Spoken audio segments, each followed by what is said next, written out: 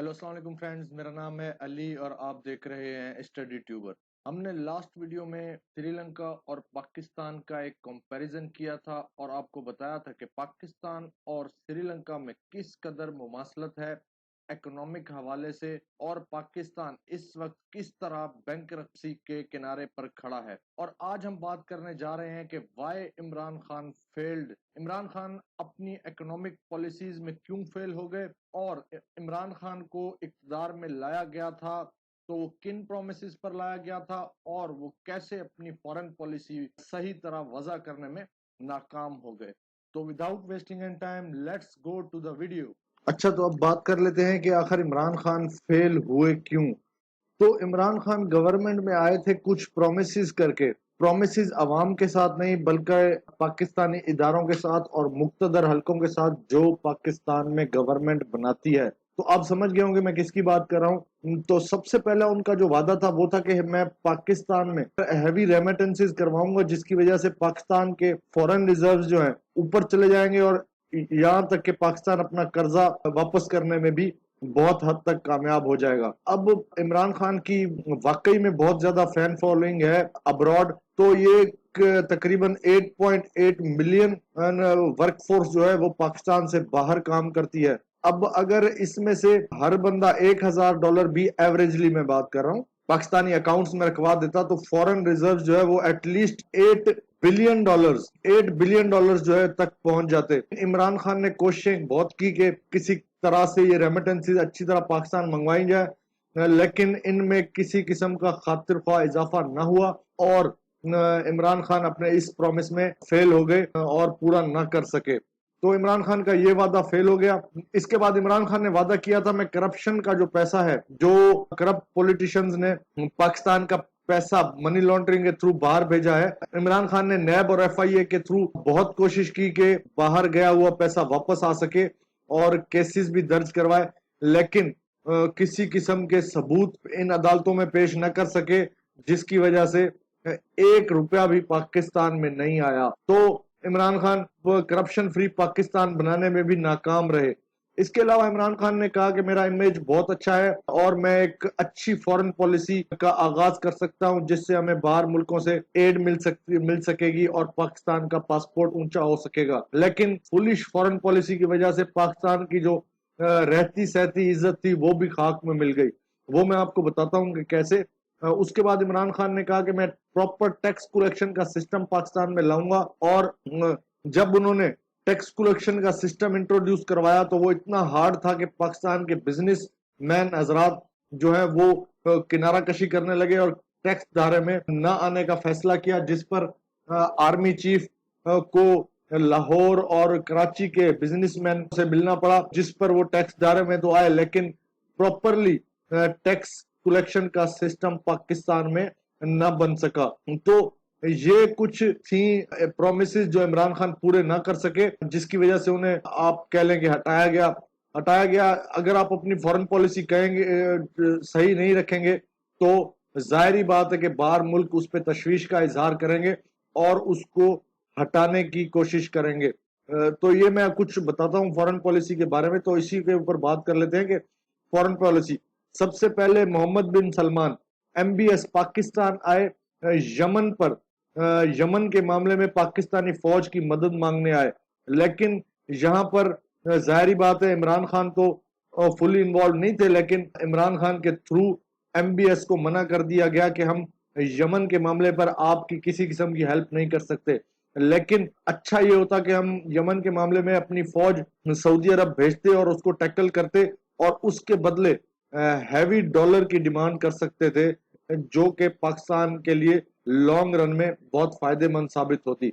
ये उनकी सबसे बड़ी मिस्टेक थी जो उन्होंने अपने एलआई को नाराज कर दिया और उसकी मदद न की। उसके बाद चाइना के साथ फर्स्ट ऑफ ऑल तो CPEC में इंटरेस्ट के मामले पर बातें गलत हो गई उनके साथ, और उसके बाद ये था कि CPEC का जो डेटा था वो बदकिस्मती से IMF और अमेरिका ने मांग लिया कि IMF ने कहा कि आपका पैसा कैसे और कहां खर्च हो रहा है, अगर CPEC पर खर्च हो रहा है तो हमें उसका डाटा चाहिए, अदरवाइज हम आपको किसी किस्म की एड नहीं देंगे। तो سی پیک اور اس پر چائنا کے شدید تحفظات تھے کہ ہم آپ کو سی پیک کا ڈیٹا نہیں دے سکتے، لیکن پاکستان کو الٹیمیٹلی سی پیک کا ڈیٹا جو تھا وہ آئی ایم ایف کو دینا پڑا، جس کی وجہ سے چائنا ہم سے شدید ناراض ہو گیا اور سی پیک کو آگے بڑھانے سے انکار کر دیا۔ تو یہ محمد بن سلمان کو انہوں نے ناراض کیا، اس کے بعد چائنا کو ناراض کیا اور اس کے بعد امریکہ کو ناراض کیا آن دی ٹرمز آف اڈے، آپ کہہ لیں کہ انہوں نے جب افغانستان سے اپنا انخلا کیا تو امریکہ چاہ رہا تھا کہ بیک ڈور وہ چاہ رہا تھا کہ پاکستان سے فضائی اڈے مل جائیں جس سے ہم سرویلنس کر سکیں افغانستان کی، اور افغانستان میں اگر کوئی دہشت گرد ہیں تو ان پر کڑی نظر رکھ سکیں اور ان کے ٹھکانوں کو تباہ کر سکیں۔ اس پر امریکہ ناراض ہو گیا۔ اس کے بعد آئی ایم ایف نے کہا آپ کو نیکسٹ قسط پیکج کی تب ملے گی جب آپ پیٹرول انکریز کریں گے، الیکٹریسٹی کے ریٹ انکریز کریں گے۔ تب تک عمران خان کو پتہ چل چکا تھا کہ میری گورنمنٹ جانے والی ہے، تو انہوں نے 10 روپے پیٹرولیم پر سستے کر دیے اور 5 روپے الیکٹریسٹی پر سستے کر دیے، جس کی وجہ سے آئی ایم ایف ناراض ہو گیا۔ عمران خان کی جو فورن پالیسی وہ ایبسولوٹلی رانگ تھی۔ اب اس کو آپ عمران خان کی فورن پالیسی کہیں یا یہ کسی اور کی فورن پالیسی کہیں، کیونکہ پاکستان جو ہے وہ کی فورن پالیسی وہ پرائم منسٹر نہیں بلکہ کہیں اور سے بنائی جاتی ہے۔ تو اگر آپ کسی کو لائے تھے تو آپ کو اس کو فلی 100% سپورٹ کرنا چاہیے تھا، ادروائز اس کو لانا ہی نہیں چاہیے تھا۔ اور نیل ان دا کافن جو لگا وہ تھا رشیا کی پالیسی۔ اب اس میں رشیا کی جو پالیسی تھی، رشیا سے 30% سستا پیٹرول اور گیس لینے کی جو بات تھی وہ صرف عمران خان نے نہیں کہی بلکہ آل دا اداروں نے، مقتدر حلقے جو تھے انہوں نے مل کر اس پر بحث ہوئی اور فیصلہ کیا گیا کہ رشیا کے پاس جانا چاہیے، اور وہاں سے جو ہے پھر امریکہ کی تڑی لگ گئی جس کی وجہ سے جو ہے سب چیز خراب ہو گئی اور پاکستان کو ان دا اینڈ فائدہ نہیں ملا اور عمران خان کو ایک مراسلہ بھیجا گیا جس کی وجہ سے مقتدر حلقے جو تھے وہ عمران خان کی سپورٹ آگے نہ بڑھا سکے۔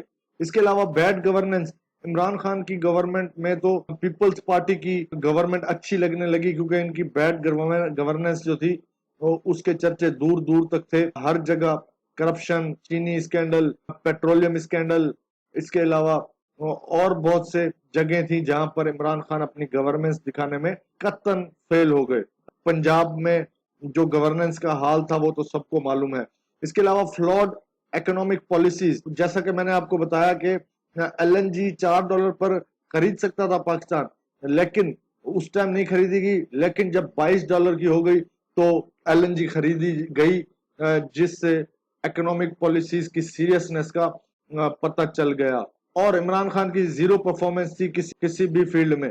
تو یہ کچھ پرومسز اور فیلیئرز تھے جو عمران خان کرنے میں ناکام ہو گئے، جس کی وجہ سے ان کو مقتدر حلقوں کی طرف سے سپورٹ نہ کی گئی اور وہ اپنے مشن میں بری طرح ناکام ہو گئے۔ اب دیکھ لیتے ہیں کہ ان کے سلوشنز کیا ہیں۔ سب سے پہلے تو بیلنس آف پیمنٹ ایکولائز ہونی چاہیے۔ جتنی آپ کی امپورٹس ہیں، فار ایگزامپل $7 بلین کی امپورٹس ہیں، تو وہ $7 بلین کی ہی آپ کی ایکسپورٹ ہونی چاہیے تاکہ جو بیلنس ہے وہ مینٹین رہے اور آپ کو کسی قسم کا ڈیٹ آپ کے سر پر نہ پڑا رہے۔ اس سے یہ ہو سکتا ہے کہ میں ابھی دیکھ رہا تھا لسٹ جس میں شوگر جو ہے وہ $2.4 بلین کی ہم امپورٹ کرتے ہیں۔ امیجن گائز، شوگر جو ہے وہ $2.4 بلین کی امپورٹ کرتے ہیں۔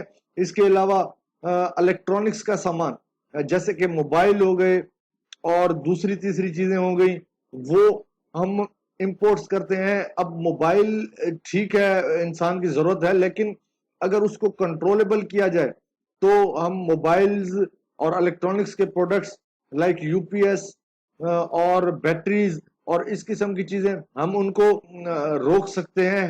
گاڑیاں، لگزریس گاڑیاں جو بہت بڑی مقدار میں امپورٹ کی جاتی ہیں ان پر بین لگا سکتے ہیں۔ اس کے علاوہ اسٹیل جو کہ $3.4 بلین کی پر ایئر ہم اسٹیل اور اس کے پروڈکٹس امپورٹ کرتے ہیں، اپنی اسٹیل مل کو تالا لگا کر ہم دوسرے ملکوں سے اسٹیل اور آئرن پروڈکٹس منگاتے ہیں۔ تو یہ کوئی راکٹ سائنس نہیں ہے، اس کو ٹھیک کرنا، اور کچھ چیزوں پر اگر بین لگانا پڑے تو مشکل فیصلے کرنے پڑتے ہیں. کچھ امپورٹس پر اگر بین لگا دیں گے تو فی الوقت فی الفور جو ہے وہ کچھ مسائل کریٹ ہوں گے، لیکن آہستہ آہستہ وہ سالو ہو جائیں گے، اور ہم ایک بینکرپسی کے کنارے پر جو کھڑے ہیں اس سے ایٹ لیسٹ سم ٹائم کے لیے ہمیں چھٹکارا مل جائے گا. اسی طرح جو سبسڈیز دی جاتی ہیں پیٹرولیم اور الیکٹریسٹی، اس کے علاوہ فرٹیلائزرز پر، ان کو ختم کر کے ریئل پرائسز پر دینا پڑے گا. فورن انویسٹمنٹس کو ویلکم کرنا پڑے گا.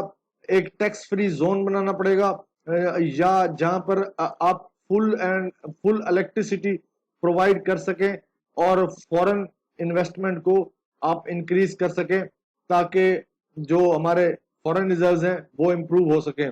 اس کے علاوہ اسمال انڈسٹریز اور بزنس اونرز کو سپورٹ کی جائے.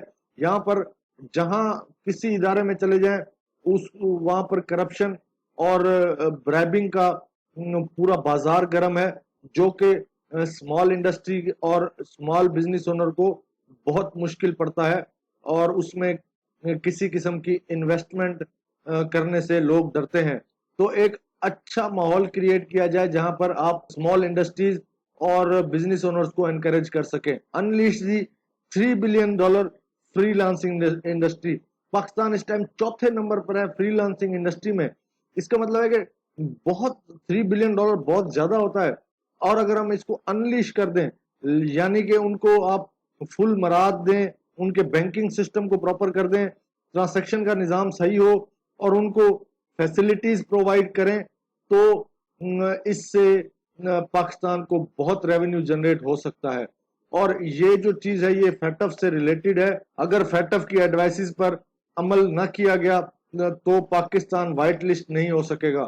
تو فیٹف سے نکلنا بہت ضروری ہے، جس کے لیے کچھ ایڈوائسز ہیں وہ فالو کر لیں، ان کو اچھی طرح سنسیئرلی، اگین ریپیٹ سنسیئرلی، کیونکہ ان پر سنسیئرلی عمل نہیں کیا جاتا، ان کو صرف دکھانے کے لیے عمل کیا جاتا ہے. اور اگر ان کے سنسیئرلی ان پر ورک کیا جائے گا تو پاکستان وائٹ لسٹ ہو سکتا ہے، جس سے جی ایس پی اسٹیٹس پاکستان کا واپس آ سکتا ہے، ٹریڈ کے اور بہت سارے دروازے کھل سکتے ہیں، اور پاکستان میں ریونیو کی کسی قسم کی کمی واقعہ نہیں ہوگی.